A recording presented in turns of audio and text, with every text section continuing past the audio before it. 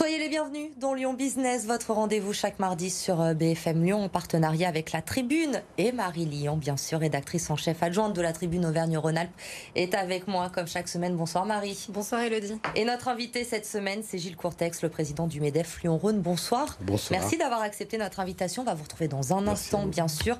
Mais d'abord, on débute ce Lyon Business avec le chiffre de la semaine.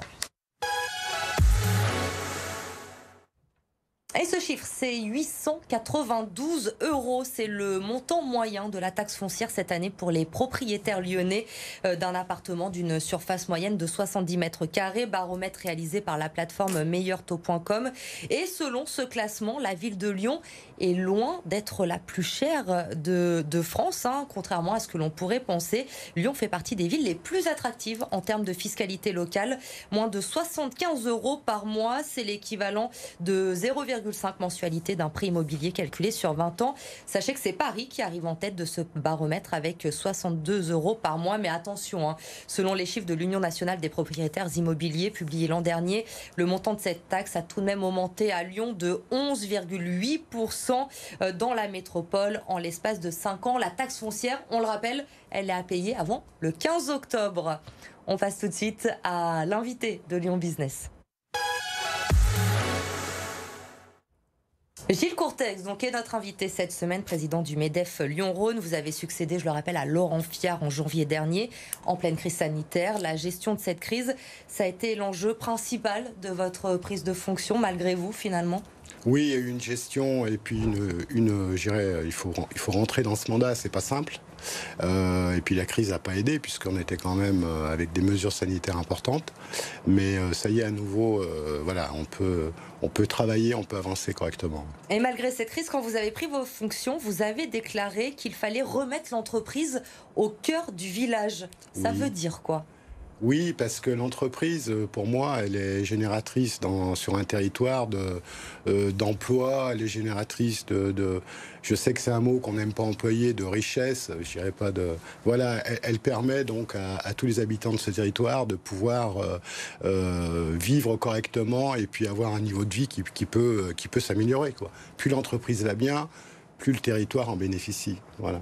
La reprise donc importante évidemment, cette rentrée ce jeudi sera marquée par la fin du quoi qu'il en coûte, mais les prévisions sont plutôt optimistes, si l'on en croit l'INSEE, plus 6% de croissance prévue. Vous la voyez comment, vous, cette rentrée? Vous la constatez aujourd'hui, cette reprise économique? Ah oui, elle est tout à fait là. On la constate déjà de par les problèmes d'emploi, de recrutement qui sont là. Ensuite, quand on prend des chiffres, notamment à fin août, on était par rapport à une activité normale à moins 3%. Alors, ça peut paraître peu, mais c'est quand même concentré sur certaines activités qui sont encore très pénalisées. Mais c'est un chiffre dont on n'aurait pas parié il y a quelques mois, quoi. Donc c'est plutôt bon. J'étais de ceux qui pensaient que ça allait repartir. Voilà. Justement, ces activités qui demeurent pénalisées, c'est lesquelles aujourd'hui au sein du tissu lyonnais? On sait qu'il y a l'événementiel qui est très fort encore pour nous, mais qui reprend, l'hôtellerie-restauration. Vous l'avez dit, il y a l'hôtellerie-restauration, il y a l'événementiel, il y a les cinémas. Il y a aussi tout ce qui est grande distribution. Avec les problèmes de passe sanitaire, on avait sur certains grands centres commerciaux des moins 40%. Et puis aussi une petite baisse de consommation, même dans ceux qui n'étaient pas contraints à des mesures sanitaires, vous pouvez voir du moins 20%. Donc voilà, c'est pas encore pour ces secteurs-là, c'est pas encore reparti totalement. C'est dans ce climat que vous tenez aussi l'Odyssée des entrepreneurs le 23 septembre prochain. Oui. Alors finalement, ça va être quoi les ambitions d'un événement 10 ans après? Parce que ça fait déjà 10 ans qu'il existe et en pleine crise sanitaire. Est-ce que c'est le moment de réinspirer un petit peu nos créateurs d'entreprises? Oui, c'est le moment parce que, je veux dire, avec tout ce qui s'est passé, il faut vraiment qu'on soit à l'écoute des tendances, des signaux, on emploie le terme signaux faibles, qui seront peut-être les tendances fortes de demain. Et puis l'entreprise, elle s'adapte tous les jours, tout le temps. Donc on se doit d'être à l'écoute. Un entrepreneur, c'est son rôle d'être toujours ouvert d'esprit et d'essayer de comprendre comment le marché va se comporter dans les mois qui suivent, et dans les années qui suivent. En quelques mots, ces tendances et ces signaux faibles, c'est lesquels pour vous aujourd'hui? On a beaucoup parlé de digital. Qu'est-ce que vous allez mettre en avant? Moi, je dirais que le premier sujet important, c'est la transition écologique. Il y a aussi, je dirais, tous les sujets de RSE. on en parle de plus en plus, qui seront liés un petit peu. Les deux sont liés. Hein. Et puis, il y aura la demande des consommateurs. Et je pense que les consommateurs seront orientés vers ces demandes. Ils jugeront une entreprise par sa qualité aussi, mais pas simplement la qualité du produit, la manière dont elle produit, elle produit, oui. Et puis, je dirais, quelle politique RSE elle mène au sein de son entreprise. On va être contrôlé, on va être mesuré et on va être noté à un moment donné. Donc aujourd'hui, les entreprises ont compris que c'était leur intérêt et que le marché le demandera, quoi. Geoffroy Roux de Bézieux avait aussi parlé de la nécessité d'inventer un capitalisme décarboné. C'est un peu ça qu'il va falloir inventer à l'échelle locale ? Je ne sais pas si ça va plaire à l'échelle locale du capitalisme décarboné, mais en tout cas, oui, il va falloir trouver un nouveau modèle et conjuguer, je dirais plutôt conjuguer l'économie et l'écologie. Pour moi, c'est fondamental, parce que sans les entreprises, je ne vois pas comment on réglera ce problème. Alors cette rentrée, elle va aussi être marquée par le retour de grands dossiers sur la scène nationale, comme la réforme de l'assurance chômage et notamment un système de bonus-malus pour les entreprises qui ont recours à des contrats courts. Oui. Est-ce que concrètement, ça va avoir un impact sur nos entreprises régionales et de quelle manière est-ce qu'on va revoir la stratégie de ressources humaines finalement ? Je pense qu'il y aura surtout un impact au niveau du recrutement, parce qu'aujourd'hui, il faut quand même dire que cette réforme, pour nous, les entrepreneurs, elle est importante. Il faut qu'elle soit faite. On doit, si vous voulez, quand on dit remettre le travail à sa juste place. Donc il faut que les gens qui travaillent gagnent quand même un salaire plus important que certaines personnes qui travaillent moins. Je ne dis pas de personnes qui ne travaillent pas, je dis des personnes qui travaillent moins. Donc il faut revoir cette loi et nous, on appelle à ce qu'elle soit revue rapidement et au mois d'octobre.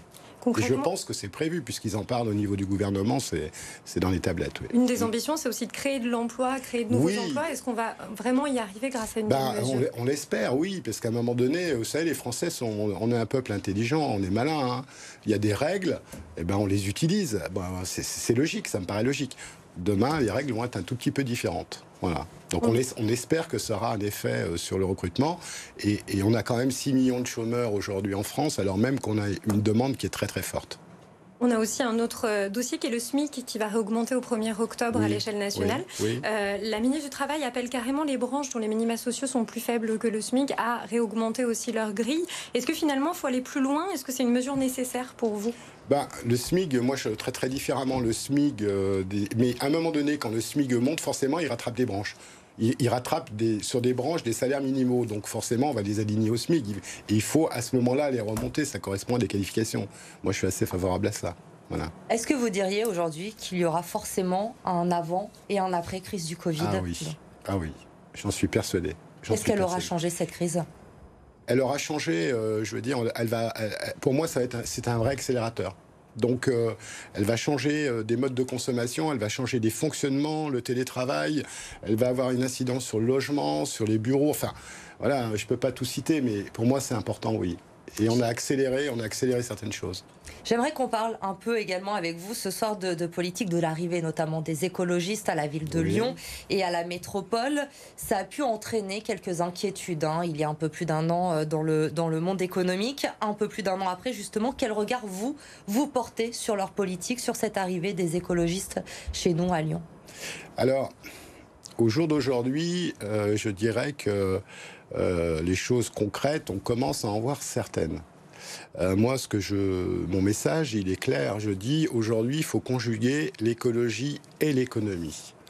Et si on veut arriver à un résultat, c'est plus un sujet simplement d'un parti politique aujourd'hui, l'environnement. C'est un sujet qui nous intéresse tous, vous, moi, tous les habitants des territoires. Donc, je veux dire, autant le faire ensemble. Et puis, moi, je dis souvent, c'est bien l'entreprise qui porte l'innovation. C'est bien l'entreprise, il ne faut pas l'oublier. Donc sans nous, je ne vois pas comment ça peut se passer. Mais laissons-nous le temps de le faire. Est-ce que le dialogue est déjà ouvert concrètement ? Oui, le dialogue est ouvert, mais moi je suis quelqu'un d'ouvert, si vous voulez. Je préfère discuter, mais ça ne m'empêchera pas de dire quand ça ne va pas aller, je serai capable de le dire. C'est pas parce que je suis ouvert que je dis oui à tout. Je suis entrepreneur avant tout, donc on sait ce qu'on veut et on sait où on veut aller. Moi, je préfère qu'on y aille ensemble, c'est tout. Et très concrètement, des dossiers comme la ZFE ou l'encadrement des loyers qui ont été des points d'achoppement majeurs, c'est des points que vous allez porter plus fort. Est-ce que vous en discutez encore? Ah oui, la ZFE, c'est un sujet qui est très lourd, qui a un impact fort sur nos entreprises. Donc ça, c'est un sujet qu'on va défendre et on va en discuter ensemble. On est d'accord, on est d'accord, voilà, mais il faut laisser aux entreprises le temps de s'adapter et puis d'avoir les matériels qui permettent de le faire, ce qui n'existe pas dans certaines professions, voilà. D'ailleurs, il y a une concertation qui s'est ouverte sur cette zone à faible émission. On va en parler encore longuement de ce sujet. Merci beaucoup, en tout cas, d'avoir été avec nous ce soir, Gilles Courtex. Vous restez encore quelques minutes. C'est pas tout à fait fini, Lyon Business. On va passer à l'info de la semaine.